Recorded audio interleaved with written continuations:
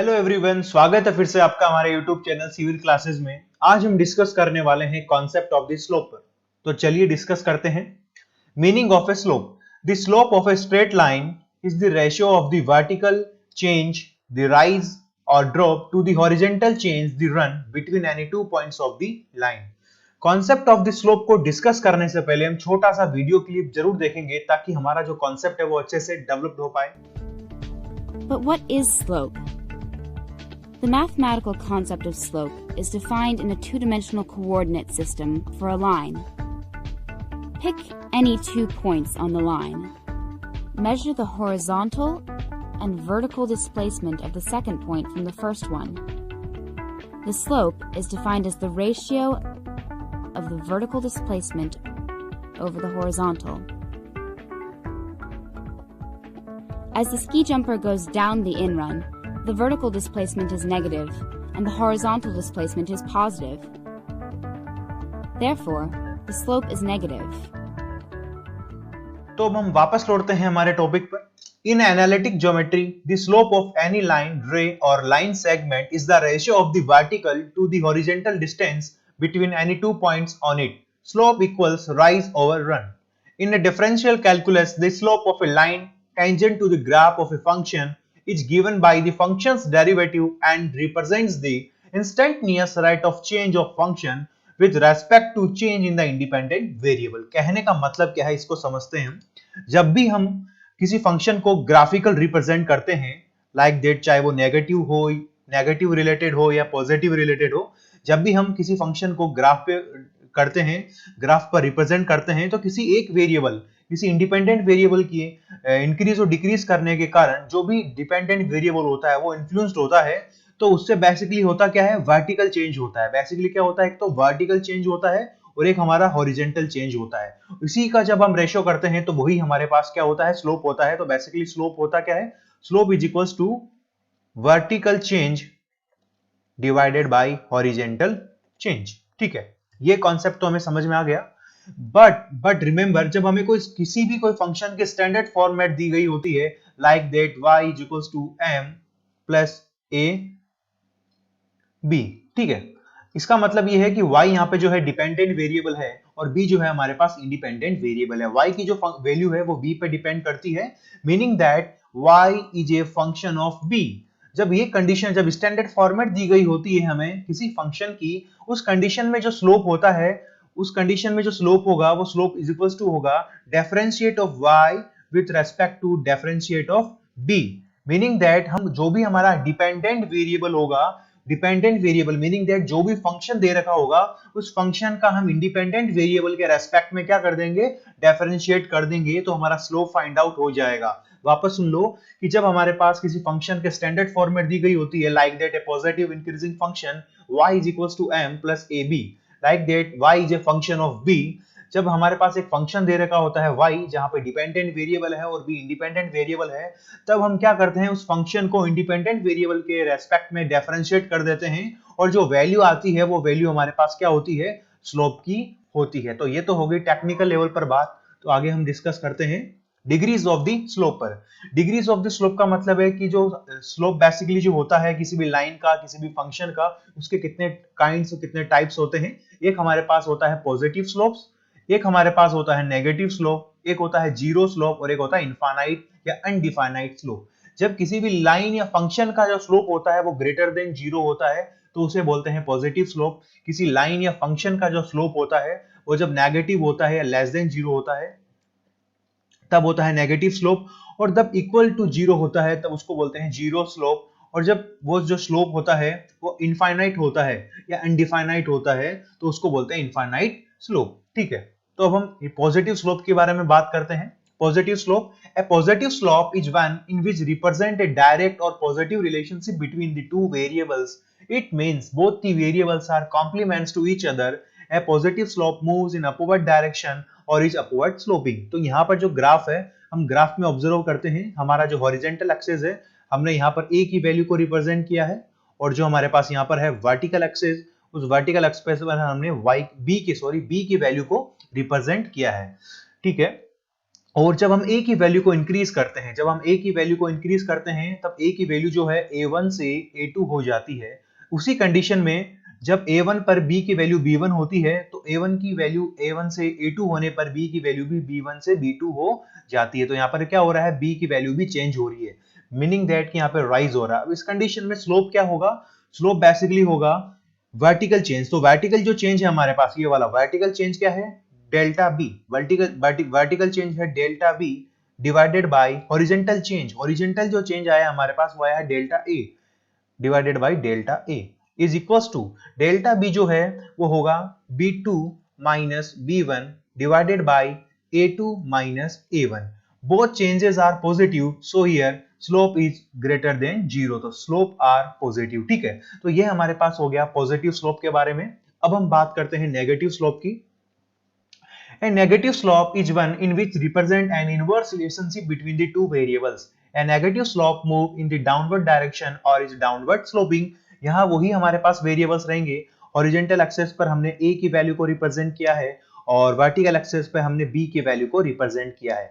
हमारे पास initial condition है ये वाली, ठीक है। इनिशियल कंडीशन पर हम क्या है, हमारे पास a की वैल्यू जो है हमारे पास a1 है और b की वैल्यू जो है हमारे पास b1 है, ठीक है। जब हम क्या करते हैं यहाँ पे a की वैल्यू को हम डिक्रीज करते हैं, यहाँ पे a की वैल्यू को जैसे ही हम डिक्रीज करेंगे b की वैल्यू जो है हमारे पास क्या हो जाएगी, इंक्रीज हो जाएगी, ठीक है। b की वैल्यू हमारे पास इंक्रीज हो जाएगी। तो इस कंडीशन में जो हमारे पास स्लोप आएगा वो स्लोप कैसा होगा, तो स्लोप होता है basically vertical change divided by horizontal change. तो वर्टिकल चेंज यहाँ पे क्या है, delta B divided by horizontal change क्या है, delta A is equals to delta B जो है इक्वल है b2 minus b1 divided by delta जो a है वो है a2 माइनस a1। यहां पर रिमेंबर हमें ध्यान रखना है कि जो b2 माइनस b1 है वो ग्रेटर देन 0 है और जो a2 माइनस a1 है वो लेस देन 0 है। सो यहाँ पर जो हमारा स्लोप होगा वो कैसा होगा, लेस देन 0 होगा। स्लोप कैसा होगा हमारे पास, लेस देन 0। तो स्लोप जो है हमारे पास नेगेटिव स्लोप आएगा, ठीक है। अब हम आगे डिस्कस करते हैं जीरो स्लोप पर। a condition in which the variable at the y-axis remain the same with the change in the variable at the x-axis is known as the slope of zero. Graphically, a horizontal or flat line on the graph has a zero slope. यहाँ पे हमारे पास वही है, हमने horizontal axis पे a की value को represent किया है और vertical axis पे b की वैल्यू को रिप्रेजेंट किया है, ठीक है। अब हम यहाँ पर जो जीरो स्लोप होता है उसमें क्या होता है, बेसिकली यहाँ पर जो हमारे पास y एक्सेस पर यानी वर्टिकल एक्सेस पर जो वेरिएबल रहेगा वो कांस्टेंट रहेगा, उसमें किसी भी प्रकार का चेंज नहीं होगा, वो इक्वल रहेगा। और जो हॉरिजॉन्टल चेंज है, हॉरिजॉन्टल एक्सेस है, उसमें चेंज हो जाएगा। तो b की वैल्यू को हम कांस्टेंट रखते हैं b1 पर ही और a की वैल्यू को हम इंक्रीज कर देते हैं a1 से a2 पर। तो इस कंडीशन में जो स्लोप आएगा वो क्या होगा, स्लोप बेसिकली क्या होता है, वापस हम रिकॉल करेंगे आइडेंटिटी को, वर्टिकल चेंज। तो वर्टिकल चेंज है हमारे पास delta B divided by horizontal change. Horizontal change क्या है हमारे पास, delta A is equals to delta B. यहाँ पर बी की जो वैल्यू है वो कांस्टेंट है, नो चेंज इन बी है। तो डेल्टा बी, डेल्टा यहाँ पर क्या है, बेसिकली डेल्टा का मतलब होता है चेंज। तो change in B, is equals to zero. क्यों यहाँ पे जीरो क्यों आया है, क्योंकि बी की जो वैल्यू है वो कांस्टेंट है, बी में कोई भी प्रकार का चेंज नहीं हुआ है, ठीक है। और वापस ए की जो वैल्यू है डेल्टा ए होगा हमारे पास a2 minus a1। Again this is equals to zero, ठीक है। तो यहां पर हमारे पास आ गया zero slope.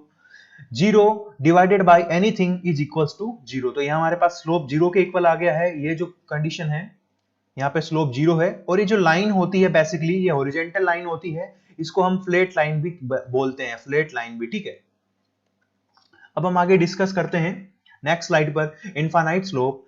A condition in which the variable at the x-axis remain the same with the change in the variable at the y-axis is known as the infinite slope. It is also called the undefined slope. As per the graphical terms, a vertical और perpendicular line on the graph has a infinite slope. ठीक है, तो यहाँ पर हमने वापस अपने horizontal axis पे a की वैल्यू को रिप्रेजेंट किया है और वर्टिकल एक्सेस पे हमने b की वैल्यू को रिप्रेजेंट किया है। इनफाइनाइट स्लोप में हमारे पास ऐसा लाइन, ऐसा फंक्शन होगा जिसमें हमारे जो हॉरिजॉन्टल एक्सेस है उसमें जो वेरिएबल होगा ना उसमें किसी भी प्रकार का चेंज नहीं होगा। तो यहाँ पर क्या होगा, नो चेंजेस इन ए, ठीक है, नो चेंजेस इन है, ए में किसी भी प्रकार का चेंज नहीं होगा, ठीक है, और जो बी की वैल्यू है वो चेंज हो जाएगी। तो हम ए की वैल्यू को कांस्टेंट रखते हैं यहाँ पे, नो चेंज इन ए, ठीक है, A1 पर कांस्टेंट रखते हैं और b की वैल्यू जो है वो B1 से B2 हो जाती है, तो उस कंडीशन में स्लोप कैसा होगा? तो स्लोप बेसिकली क्या होता है? Vertical change divided by horizontal change. तो वर्टिकल चेंज है delta B divided by horizontal change है delta A is equals to delta जो बी है वो है हमारे पास B2 minus B1 divided by delta A, no change in A, meaning that delta A is equals to 0, again this is equals to infinite या undefined, ठीक है। तो यहाँ पर जो होगा बेसिकली इनफाइनाइट स्लोप हो जाएगा। तो यही हमारे पास स्लोप के कुछ टाइप्स होते हैं। मैं बिलीव करता हूं कि आपको ये स्लोप्स और स्लोप का जो कॉन्सेप्ट है वो इजीली समझ में आया होगा। अब हम आगे इसमें बात करते हैं यूजेस ऑफ दिस स्लोप पर। इकोनॉमिक्स में जब भी आप लीनियर फंक्शन पढ़ोगे, चाहे डिमांड फंक्शन हो, चाहे कंजप्शन फंक्शन हो, चाहे अपनी बजट लाइन हो, जब भी आप फंक्शन को पढ़ोगे ना तो उसमें कुछ टेक्निकल टर्म्स आएगी, तो उनका यूजेस क्या होता है बेसिकली हम उसी को डिस्कस करते हैं। The absolute value of the slope is used to find whether a curve is steeper और a flatter. The positive and negative value of the slope decide the direction, either upward or downward sloping of the curve. A curve becomes steeper with the increase in the absolute value of the slope and the vice versa, meaning that a curve becomes flattered with the decrease in the absolute value of the slope. तो यहाँ पर कहने का मतलब क्या है हमारे पास, इसी को हम कंक्लूडिंग रिमार्क्स में यहाँ पे देखते हैं। कंक्लूडिंग रिमार्क्स हमारे पास ये है, हायर द स्लोप, किसी भी फंक्शन का और किसी भी लाइन का अगर स्लोप हायर होगा तो स्टीपर जो कर्व होगा वो हमारे पास क्या होगा, स्टीपर होगा। Higher the slope steeper the curve, हमें हमारे यही हमें ध्यान रखना है। और नंबर दूसरा हमारे पास क्या होगा कॉन्सेप्ट समझ में, lower the slope flatter the curve. ये दो ही हमारे पास कंक्लूडिंग रिमार्क्स निकल कर रहे हैं, higher the slope steeper the curve and lower the slope flatter the curve, ठीक है। लाइक दैट मैं इसका एक एग्जांपल लेके देखता हूं, मैं एक जीरो स्लोप वाले का एग्जांपल लेता हूं, ठीक है। जो जीरो स्लोप वाला जो लाइन या फंक्शन होती है वो अपना हॉरिजॉन्टल होती है। यहाँ पर जो स्लोप क्या होता है बेसिकली जीरो होता है। तो यहाँ पर जो स्लोप है वो लोअर है, meaning that this is a flatter curve, this is a flatter curve, ठीक है। अब मैं बात करता हूं अपने हॉरिजॉन्टल कर्व की, हॉरिजॉन्टल लाइन या परपेंडिकुलर लाइन की। जब ये वाला जो लाइन हमारे पास फंक्शन होती है, इस फंक्शन का जो अपने पास हम देखते हैं कि स्टीपर है या फ्लैटर, तो ये जो स्लोप है यहाँ पे बेसिकली क्या है, इनफाइनाइट है। Slope is equals to infinite. तो यहाँ पर क्या होगा, higher the slope steeper the curve. जो ये वाला फंक्शन है वो कैसा है हमारे पास, ये वाली लाइन या फंक्शन स्टीपर है, ठीक है। तो यहाँ पे कंक्लूडिंग रिमार्क्स यही है, higher the slope steeper the curve, lower the slope flatter the curve. So all the best, मिलते रहिए और ज्वाइन कीजिए हमारे सिविल क्लासेस चैनल को ताकि आपको मिलती रहे back to back economic series.